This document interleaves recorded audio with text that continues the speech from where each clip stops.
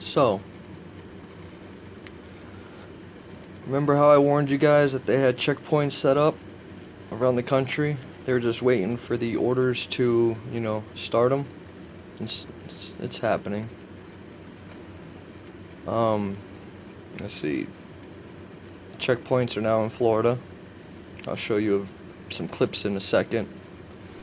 Well, tonight, checkpoints are now in place to keep visitors out of the Florida Keys. And unless you have proof that you live or work in the Keys, you will be turned around at those checkpoints. CBS 4's Ted Scouten is live in Monroe County with the latest on this story. Ted. Well, Rudabeh and Jim, if you don't live in the Florida Keys or don't work here, don't come. That's the message, at least for now. Right now, we're standing in front of one of the two checkpoints that is set up to turn around visitors. This one is on the county line on the 18-mile stretch. The other is on Card Sound Road. The Florida Keys closed to visitors. Checkpoints are set up to make sure if you don't live and work there, you don't get in. Of that happening, down in Miami Keys, I believe they don't want anybody going there. So they now have checkpoints set up, roadblocks. I see the National Guard and police going door to door on Rhode Island, New York. They are hunting down anyone that came from New York City. Starting today, the Rhode Island National Guard is going door to door in coastal communities looking for people who recently traveled from New York State, which now has more than 50,000 confirmed cases. On Friday, Governor Raimondo ordered anyone coming to Rhode Island from New York to self-quarantine for 14 days. Eyewitness News reporter Brittany Schaefer was in Westerly today as the Guard and police made their first stops in an effort to enforce this mandate. I followed a National Guardswoman and Westerly police officer as they slowly drove down street after street in Westerly in search of New York license plates. Now, Governor Gina Raimondo says she understands this is an extreme measure, but says it's necessary. National Guard and Westerly police knocking on doors in coastal communities Saturday at homes with New York license plates. I think having a physical presence in these communities is very important. It shows how serious this is. Governor Gina Raimondo ordering all people traveling to Rhode Island from New York to quarantine for 14 days. Raimondo says Saturday hundreds of local and federal officials were asking residents with New York license plates questions about their travel while also telling them about the mandatory quarantine. In Westerly, a crew made 3 stops in 1 hour, even checking cars where the license plates were not visible. They also have checkpoints set up on the roads into Rhode Island, and you must stop your vehicle and you must be searched. Let's see, what else is happening? Rhode Island State Police to pull over vehicles with New York license plates. Here in southern New England, some residents are concerned about people from New York coming here and potentially spreading the virus. And starting tomorrow, Governor Gina Raimondo has ordered the National Guard to go door to door in coastal communities looking for people from New York. And today, state troopers began pulling drivers over if they have New York license plates.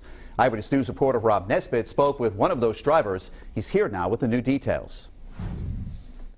A mandatory checkpoint has been set up here on Interstate 95 in Hopkinton, where all drivers from New York are required to stop and register themselves with the National Guard if they plan on staying in Rhode Island.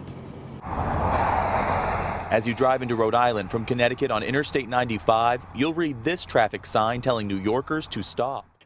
I warned you all this was coming. What else did I hear about? God, there's so much happening so quickly. See, they're not declaring martial law because that would affect the entire country and that would hand over the civilian government to the military. But what you see happening is basically martial law without the military taking over. And with this virus rapidly spreading from person to person, Florida's governor is trying to slow down the spread from state to state. So checkpoints are now set up on I-10. Our Lee Peck standing by live near one of those checkpoints. Lee, tell us what you're seeing right now. Well, Byron, we're just across the state line here in Florida off I-10 eastbound, where state workers, health department workers, as well as state troopers are screening people as they make their way into Florida, as directed by Governor DeSantis. And from what we've seen so far, it's been a pretty smooth, streamlined process. As drivers make their way through, they hit the first checkpoint. The first question they're asked, have they been to Louisiana, New Jersey, New York, or Connecticut? Those states where they've seen an extremely high number of coronavirus cases. If they haven't, well, they're allowed to go and continue on their way down I-10. If they have to come through a second checkpoint where they're given a form to fill out with their name, license plate number, their driver's license number, as well as their cell phone, and the purpose of their trip here in Florida. Now, they do have authority. I mean, the Constitution of the United States says that the military cannot operate as a police force on American soil. Now, that can be circumvented. I can't remember the law off the top of my head. It's one of the powers that the president enacted a while ago, so I already knew this was coming. It's Article 31, either under the Stanford Act, Stanford Act, or maybe it's FEMA. I don't remember. You can Google it and find it. It's Article 31, something. I'm not going to look it up right now. I do enough homework. But that gives the authority for the National Guard in that state, if the governor decides, for them to act as a police force on the ground. And they do have authority to do that as long as the governor gives them permission to. And that is because Trump authorized it. That's one way of doing it without declaring martial law. We've lost our rights. Do you understand that, America? We have lost our rights. And to you people out there that think that all of this is necessary in order to combat the coronavirus, you need to wake up. You don't have a clue as to what's really going on. I do believe in quarantines. I said that from the beginning. They should have locked this crap down from the very beginning. But they waited, and they waited on purpose. I got the evidence for that. I got the proof. I've been following this since day one. How do you think I'm able to predict and give warnings? I know you guys on YouTube don't know what I'm talking about, because most of my warnings, 95% of all of it, was happening to a small group of people within a Discord channel and my family and friends. But YouTube, people don't listen anyways. And you all out there that have this mindset of conspiracy theorists, I'm a conspiracy theorist, but see, I base my crap off of facts. I don't just believe what I hear. Facts. And all of you doubted this. You're like, I'm getting mad just thinking about it. So I'm gonna stop. I'm gonna play all the clips for you right now. I told you this was coming. I warned you. They will lock down all the borders in the United States so that you cannot travel from state to state. Just wait, it's coming. Oh, and if you didn't know, Trump called in retired or veterans that got out the military. Their aim is 800,000 to 1 million. Why do they need that many troops? It ain't for medical. I'll tell you that much right now. It ain't for medical. It'd be a little bit dangerous to put active duty Army, Marines and stuff on the streets, because they go a little bit overboard with stuff, You get a lot of bloodshed that way. So he's being a little smart, and he's bringing the veterans on board. If you don't have a clue what I'm talking about, just go Google it, okay? I was going to put my paperwork in. I was going to volunteer again and serve my country again.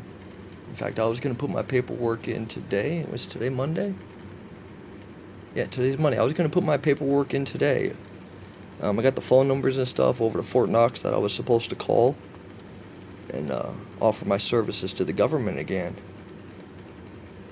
But over the weekend, I started seeing some stuff that aroused my suspicion.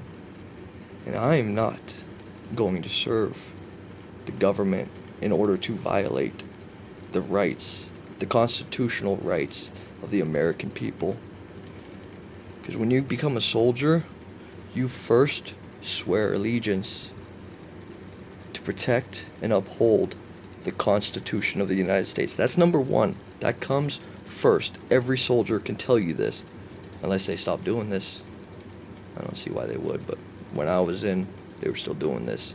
You had to swear this allegiance, first to the Constitution, second to the President or Commander-in-Chief, and the third I can't remember. Yeah, I really can't remember right now.